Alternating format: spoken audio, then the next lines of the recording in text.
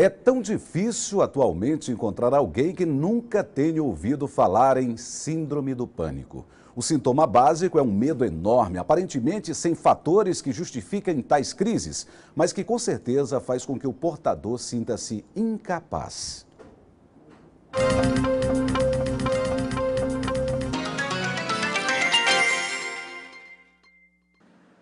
Tonturas, náuseas, aceleração dos batimentos cardíacos. Christopher ainda não sabia, mas os sintomas que começou a apresentar há pouco mais de um ano vinham de uma doença cada vez mais comum, a síndrome do pânico. Começou a partir de um momento em que eu fui ameaçado de morte.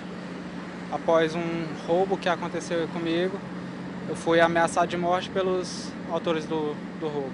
E as ameaças aconteceram no momento ou após o roubo, quanto tempo depois? Uma semana após. Eram pessoas que você costumava ver com frequência? Sim, porque eram próximos, eram vizinhos. Todos de menores. E como foi conviver com isso? Foi bem pesado, porque é a sensação de você conviver com medo.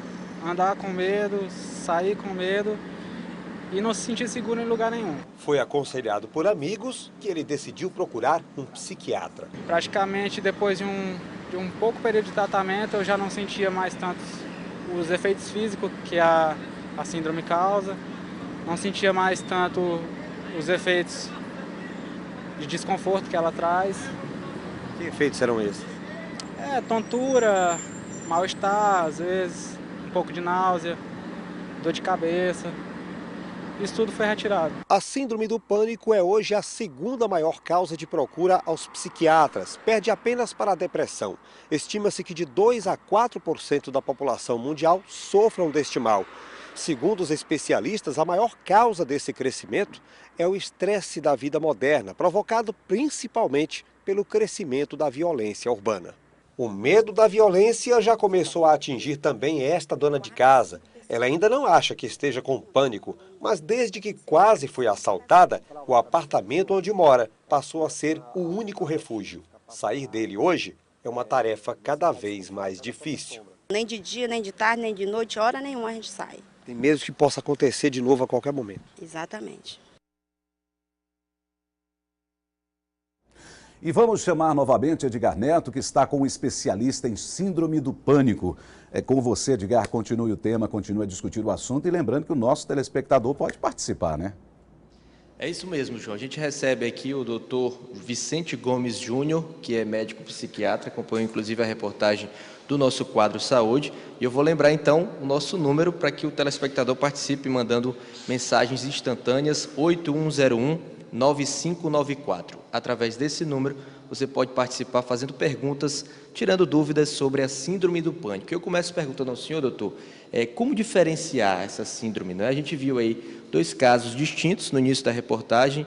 O Christopher, que já teve esse quadro identificado, inclusive já tratou a doença, e no final uma pessoa com medo da violência, muito comum hoje, né?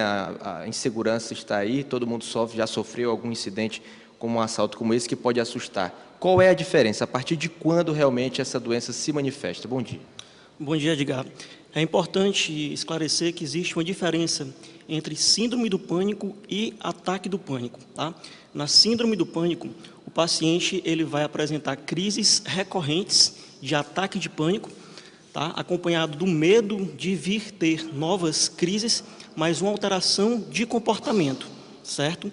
No ataque do pânico, vai ter um medo intenso ou uma situação de desconforto, acompanhado de uma apresentação súbita de alguns sintomas físicos, como taquicardia, como sensação de falta de ar, palpitação, tremores, sensação de desconforto abdominal, náusea, medo de perder o controle, medo de morrer, certo? E esse ataque do pânico, ele pode vir junto com a síndrome do pânico ou pode ser apresentado em outras situações psiquiátricas, como depressão, como ansiedade generalizada, como estresse pós-traumático, causas médicas gerais como abuso de substâncias, dentre outras causas. Ambos podem ser tratados? Tem tratamento para tanto o primeiro que o senhor falou como o segundo? Sim, ambos têm tratamento. E como é que se dá esse tratamento? Tá. O tratamento ele tem que procurar, né, inicialmente um médico, tá? Para que seja feita uma avaliação clínica, exames complementares, para que seja feito o diagnóstico correto e encaminhado ao especialista no caso. Vou começar então aqui a repassar as perguntas dos telespectadores. A Tatiane Rodrigues, lá do bairro Ininga, pergunta se o uso de pré-treinos antes da academia pode levar a uma crise de pânico. A hipnose, ela pergunta, complementa, né? A hipnose serve para o tratamento da síndrome do pânico? Tá. A primeira pergunta, o uso de pré-treinos, que é comum, né, utilizados aí pelos frequentadores de academia, eles geralmente têm uma quantidade elevada de cafeína. Sendo a cafeína um psicoestimulante, então a pessoa que tem uma predisposição e, dependendo da situação, pode sim predispor a um ataque de pânico. A hipnose, ela é uma ferramenta terapêutica, que é a hipnoterapia, que atua de modo complementar no tratamento farmacológico da síndrome do pânico. A outra pergunta aqui, doutor, sobre um idoso que não caminha por medo de cair, fica o tempo todo com medo de cair, isso pode configurar a síndrome do pânico? Não síndrome do pânico, na realidade ele já deve ter tido uma queda, né, prévia, em virtude de um trauma, então ele pode desenvolver ataques fóbicos, não caracteriza, não configura uma síndrome do pânico. Aproveitando até, isso foi mostrado na reportagem também, é preciso um evento específico para levar a síndrome do pânico, como foi mostrado aí no caso, uma ameaça que partiu lá no nosso personagem que a gente mostrou? Geralmente, a síndrome do pânico, os ataques são inesperados, mas pode sim ter um evento desencadeante. Geralmente é comum, na maioria dos casos, seria? Pode vir a ter um evento desencadeante, certo? Mas, geralmente, as crises da síndrome do pânico, pelo menos o primeiro evento, é inesperado, mas pode ter, sim, alguma causa, algum fator desencadeante. Agora, tem mais uma pergunta aqui, doutor. Olha, tem uma síndrome e estou grávida. A síndrome do pânico pode afetar o bebê na gestação? É a Bruna do Bela Vista. Tá. É importante que a Bruna procure um especialista para poder fazer o tratamento. Existem medicações seguras hoje na gestação, tá? Fazer também um acompanhamento psicológico, a psicoterapia, e sendo tratado adequadamente não vai interferir no processo gestacional. A Diana Sobreira, ela disse que gostaria de saber como diagnosticamos e podemos saber se estamos com o pânico. Apesar de não ter um trauma, sinto muito os sintomas citados pelo senhor. Pronto. Né? A síndrome ou transtorno do pânico, o diagnóstico é clínico, certo? Ela vai passar por uma entrevista médica, uma anamnese, vai ser feita uma avaliação do estado mental do paciente naquele momento e ser submetido a alguns exames complementares para que sejam afastadas as causas orgânicas.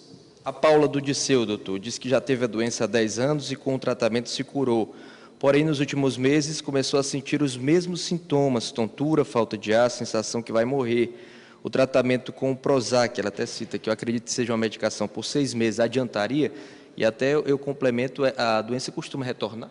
Certo, né? A síndrome do pânico é uma condição crônica, tá? De 30% a 40% dos pacientes, eles vão conseguir ficar livre dos sintomas do pânico, certo? 50% eles conseguem conviver com a sintomatologia leve, tá? Mas convive normalmente, sem nenhum prejuízo na sua qualidade de vida, e 10% a 20% vão permanecer com esses sintomas para o resto da vida. Tem que fazer um tratamento realmente adequado, regular, com psicoterapia, para estar melhorando esses sintomas. Tá certo, doutor. Conversamos aqui com o doutor Vicente Gomes Júnior, psiquiatra. Muito obrigado. São muitas perguntas, infelizmente não dá para a gente passar todas, mas foi bem esclarecedora a nossa entrevista. E eu volto com você aí na redação, João Neto. Ok, obrigado a você, ao doutor Vicente, também pelos esclarecimentos.